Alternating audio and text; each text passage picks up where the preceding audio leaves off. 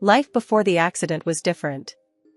I, Eden, was 19, fiercely independent, and a snowboarding enthusiast. That changed in a heartbeat. After the crash, everything went downhill, not just for me, but for my family too. My mom, Sarah, she's a saint, always there, always caring. But Dad, well, he's a piece of work. Self-centered doesn't even begin to cover it.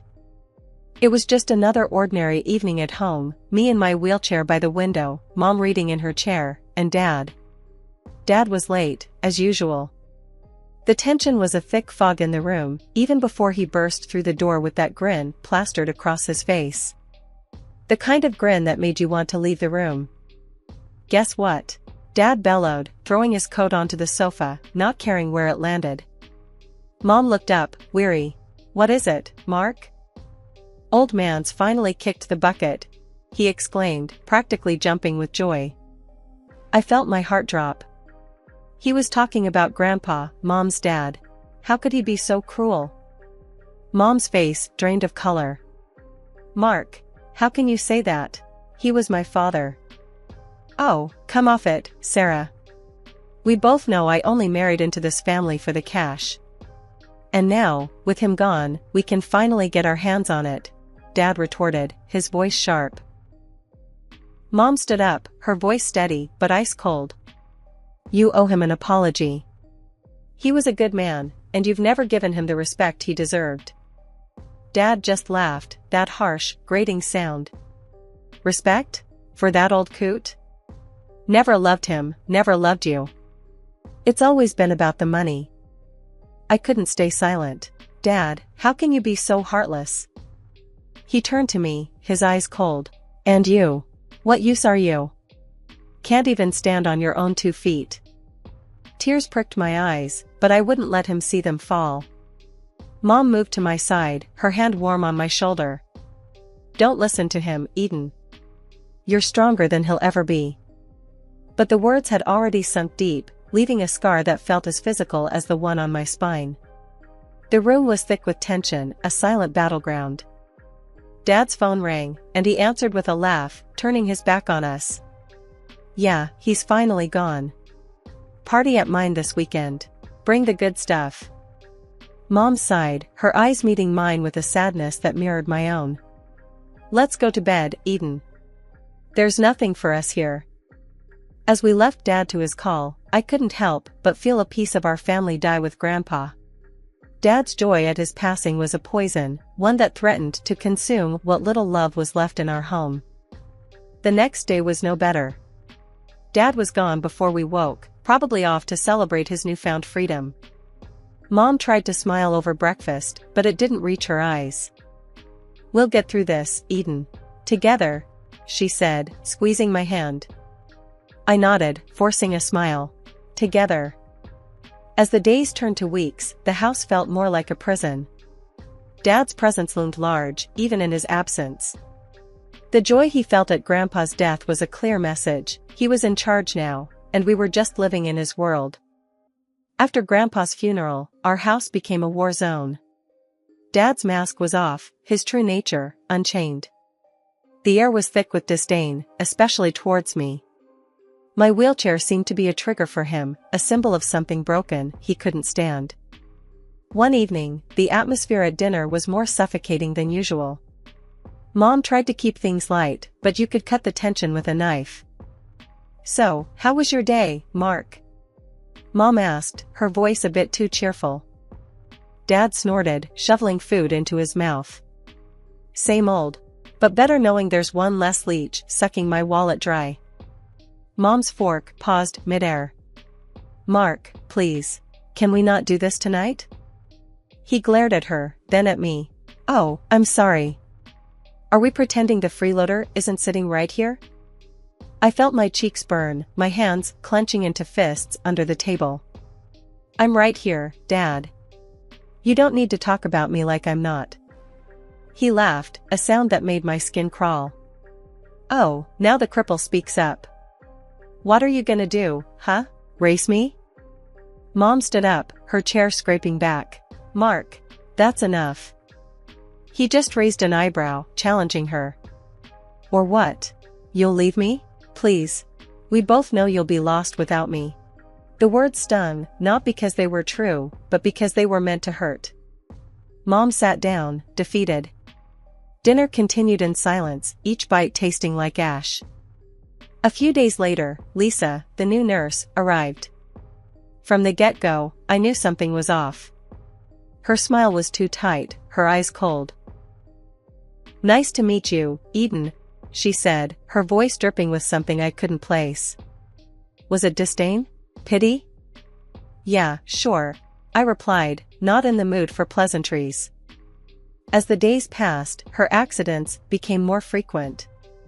A cup of tea slipped from her hands, drenching my lap. "Oh, my bad," she'd say, her apology as fake as her smile. One afternoon, I was trying to navigate through the living room, and she was supposedly helping. "Oops," she exclaimed as my wheelchair suddenly jerked, sending me crashing into a side table. "Lisa, what the hell?" I shouted, pain shooting up my arm. "Oh, sweetie, I'm so sorry." "It was an accident," she cooed, but her eyes told a different story. Mom walked in at that moment, her face clouded with worry. "What happened?" "Lisa happened," I said, my voice tight with anger. Mom turned to Lisa, her gaze stern. "This needs to stop. Now." Lisa put on her best innocent face. "I really didn't mean to, Sarah. It was an accident." But the incidents didn't stop. If anything, they got more brazen. Lisa driving my wheelchair too close to the edge of the stairs, forgetting to lock the wheels when she left me in a room. I told Mom about each one, and each time, she confronted Lisa. But Dad, he wouldn't hear of it. One evening, I overheard them arguing about it. "She's a hazard, Mark. She's hurting our daughter," Mom was saying, her voice laced with desperation.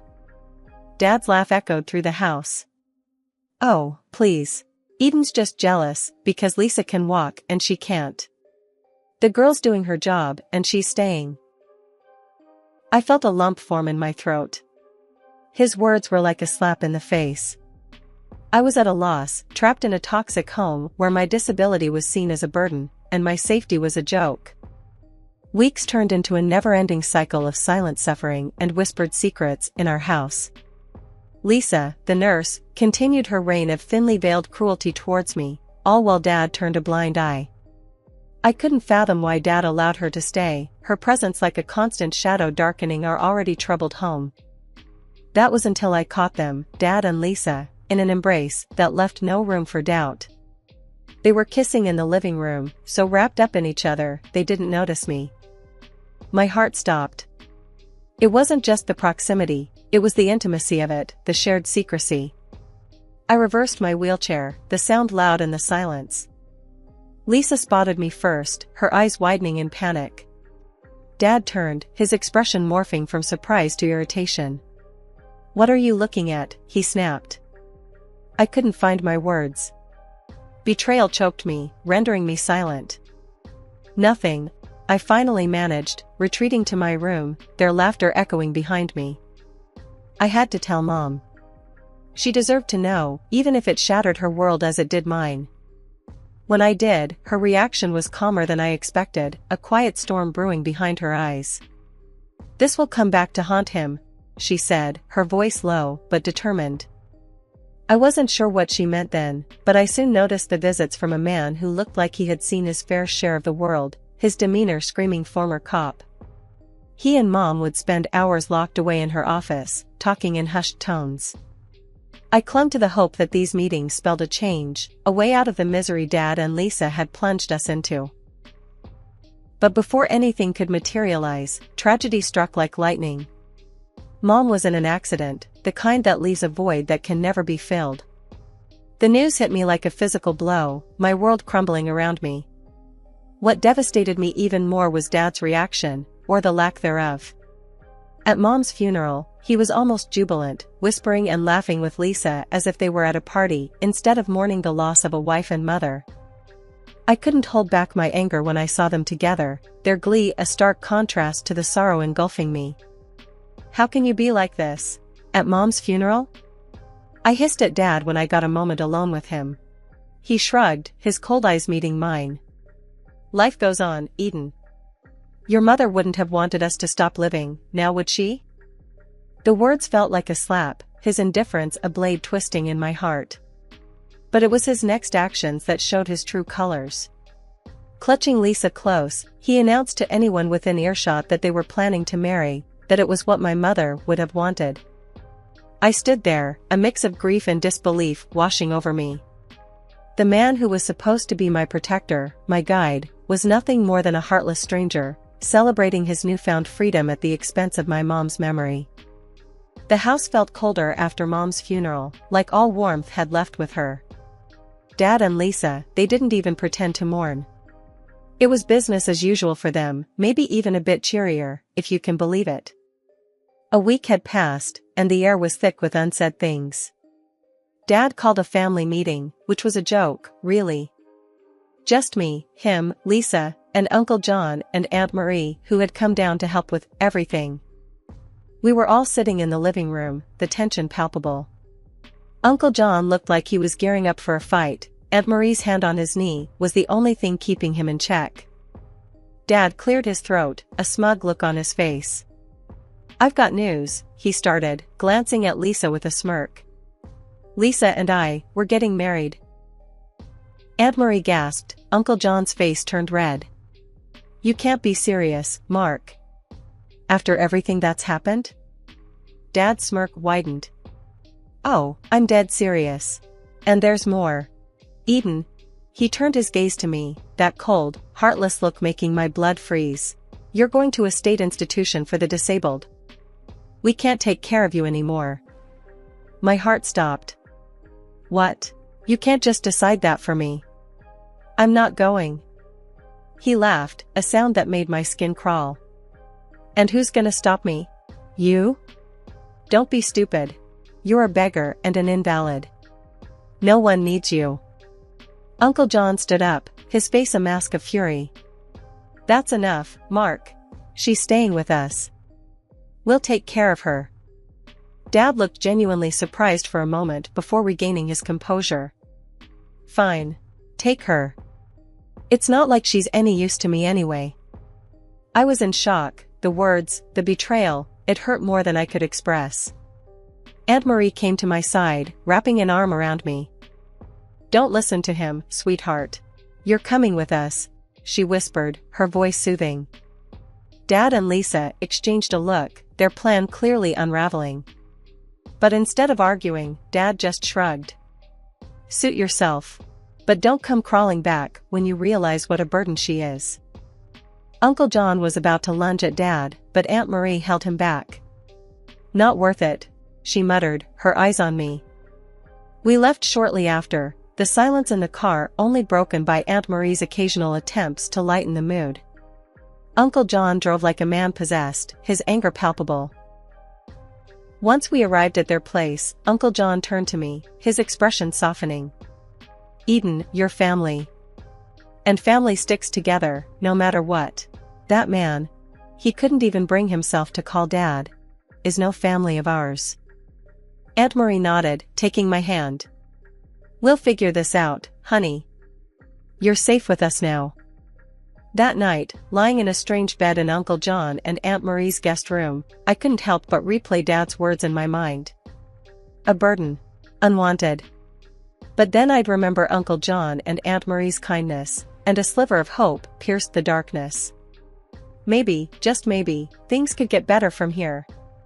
Adjusting to life at Uncle John and Aunt Marie's felt like breathing fresh air after being underwater for too long. In their home, my wheelchair wasn't a barrier, it was just part of me. They never made it feel like a big deal, and for that, I was endlessly thankful. A week had barely passed when my world took another sharp turn. Dad showed up out of nowhere, looking a mess. His eyes were desperate, his clothes disheveled. He blurted out news that felt like a punch to the gut. Mom's will had left everything to me. The house, the money, it was all mine now. Turns out, Mom had a detective on her tail, before she passed, the same guy I'd seen sneaking around. He had dug up dirt on Dad and Lisa, enough to block Dad from getting his hands on any inheritance. Dad tried to play on my sympathies, saying things like, "You don't need all that money. What's a girl in a wheelchair gonna do with it? Just give it to me." Uncle John lost it at that. "Get out of my house," he roared, standing up so fast his chair nearly toppled over. "You've got some nerve, showing up here and spewing that garbage." Dad was shown the door, literally. Uncle John made sure of it, his anger a clear warning against coming back. The decision to move back into my childhood home was bittersweet. Uncle John and Aunt Marie insisted on coming with me, making sure everything was still in place for my return. The house had been modified years ago to accommodate my wheelchair, so navigating the familiar spaces brought a surge of memories. Rolling through each room, I couldn't help but feel the presence of my mom. This was where we had laughed, cried, and shared our lives. Now, with the house officially mine, I felt her absence more keenly than ever. Uncle John broke my reverie. "What do you think, kiddo? Ready to make this place your own again?" I nodded, feeling a mix of sadness and determination. "Yeah, I am. It's going to be different, but I think Mom would have wanted me to have a fresh start here." Aunt Marie smiled, her warmth enveloping the room. "She'd be proud of you, Eden. We all are. And remember, we're just a phone call away." As they helped me settle in, I thought about Dad's words, his attempt to diminish me because of my disability. But sitting in my home, surrounded by love and support, I realized his words couldn't touch me anymore. I was more than my wheelchair, more than the limitations he tried to impose on me. This house, my inheritance, wasn't just about the money or the property. It was a testament to my mom's love and foresight. It was a safe haven, a place where I could start anew, building a life on my terms. "Thanks, Uncle John, Aunt Marie. For everything," I said, my voice steady with newfound resolve. "I'm not sure what the future holds, but I'm ready for it. With or without Dad." They shared a look, a silent agreement, then Uncle John said, "That's the spirit, Eden. You're gonna do great things. We believe in you." The house felt different that evening, not just a structure of brick and mortar, but a home filled with possibilities and dreams waiting to be realized. For the first time in a long time, I felt genuinely hopeful about the future. A few weeks had settled into a new kind of normal at the house. Aunt Marie decided to stay with me for a bit, helping me out and keeping me company until we found the right nurse. It was nice, having her around. Made the big, old house feel warm again. One lazy afternoon, we were in the kitchen, Marie flipping through a cookbook, when we heard a car pull up. We glanced at each other, both of us tensing up. When we saw it was Dad and that nurse of his, Lisa, my heart sank a bit. But I was determined to face them, to show I wasn't the same person they'd left behind. Dad knocked, his face all desperate when I opened the door. Lisa stood behind him, her arms crossed, looking everywhere but at me. "Can we talk?" Dad's voice was softer than I remembered, but I could still hear the selfishness underneath. I nodded, out of some old respect or maybe just curiosity. "All right, talk." He started rambling about how hard things had been since they left, how he'd racked up debts, thinking he'd get a piece of Mom's inheritance. Lisa just rolled her eyes, like she'd heard this sob story too many times. "And now, well, we've got nowhere decent to stay. I was thinking, maybe we could come back here." He trailed off, looking hopeful. I couldn't believe what I was hearing. After everything, he thought he could just waltz back in? I felt Aunt Marie's hand on my shoulder, a silent sign of support. "No," I said, stronger than I thought I could. "You made your bed, now lie in it." Dad's face fell, and for a moment, I almost felt sorry for him. Almost. As they turned to leave, Dad and Lisa started arguing right there in my driveway. It was like watching a trashy TV show live. "I want those jewels back, the ones I gave you," Dad shouted, his voice cracking with desperation. Lisa laughed, harsh and loud. "As if, why would I give anything to a broke old man? You promised me a life of luxury, not debts." Aunt Marie and I watched from the doorway, not even trying to hide our interest. It was a mess, but it was also a kind of closure. Seeing them like that, at each other's throats over the very things that had torn our family apart, I felt a weight lift off me. I turned to Aunt Marie, who had a small smile on her face. "Let's go back inside," I said. "I've had enough drama to last a lifetime." She nodded, and we closed the door on that chapter of our lives for good. That night, Aunt Marie and I sat in the living room, a sense of peace between us. The house felt different now, like it was really mine. Our laughter echoed through the rooms, filling the space with new memories. "I'm proud of you, kiddo," Aunt Marie said, her voice warm. "Your mom would be too." I smiled, looking around at the home I was beginning to rebuild. "Thanks, Aunt Marie. I think I'm finally starting to feel like myself again." The path ahead wasn't going to be easy, but with Aunt Marie by my side and the memory of my mom's strength guiding me, I knew I could face anything. Sweet justice, indeed, but also a fresh start. Life after Dad and Lisa's showdown felt like turning over a new leaf. Aunt Marie stayed with me, her presence a constant comfort as we navigated my new reality together. We were in the thick of interviewing nurses, trying to find someone who wasn't just qualified, but also a good fit personality-wise. One afternoon, we sat in the living room with a candidate named Jenna. She was young, around my age, with a bright smile and an easygoing manner that made me like her almost instantly. "So, why nursing?" Aunt Marie asked, getting straight to the point as she always did. Jenna leaned forward, her hands clasped. "I've always wanted to help people. To make a real difference, you know? And after my granddad got sick, I realized this is how I could do it." I nodded, impressed by her sincerity. "What about working with someone in a wheelchair? Any experience with that?" Jenna nodded eagerly. "Yes, actually. I volunteered at a rehab center during college. It's about making life easier, more enjoyable. I believe in focusing on what people can do, not what they can't." Aunt Marie and I exchanged a look, a silent agreement passing between us. "We'll let you know soon," Aunt Marie told her as the interview wrapped up. But I had a good feeling about Jenna. After Jenna left, Aunt Marie turned to me, a smile playing on her lips. "Well, what do you think?" I smiled back, feeling more hopeful than I had in a long time. "I like her. She seems right." The decision to hire Jenna was a turning point. She wasn't just a nurse, she became a friend. Someone who laughed with me, not at me. Who saw beyond the wheelchair. One day, Jenna and I were in the garden, enjoying the afternoon sun. I was telling her about my plans for the place, how I wanted to make it more accessible, to maybe even start a small garden of my own. Jenna was all in. "That sounds amazing, Eden. Count me in. I might not have a green thumb, but I'm a quick learner." Aunt Marie watched us from the kitchen window, a satisfied smile on her face. Later, she joined us outside, bringing out a pitcher of lemonade. "To new beginnings," she toasted, raising her glass. Jenna and I echoed the sentiment, our glasses clinking in the golden afternoon light. Months have rolled by since I took back control of my life. I've even started taking online courses to continue my education, not letting my wheelchair define what I can or cannot do.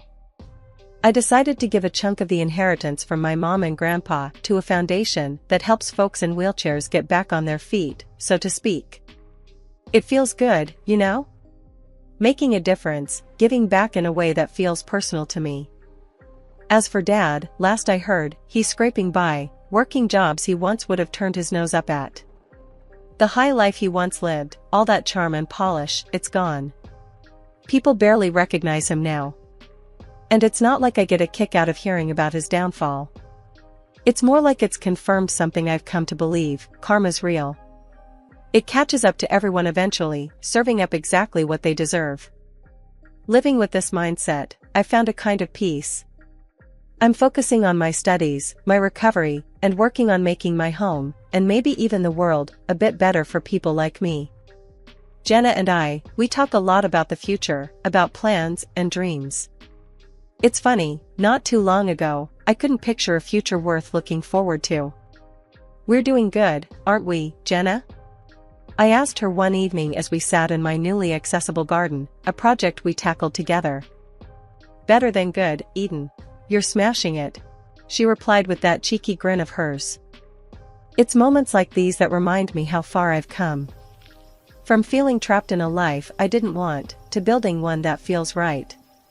My journey's had its share of ups and downs, but here I am, moving forward, wheelchair and all.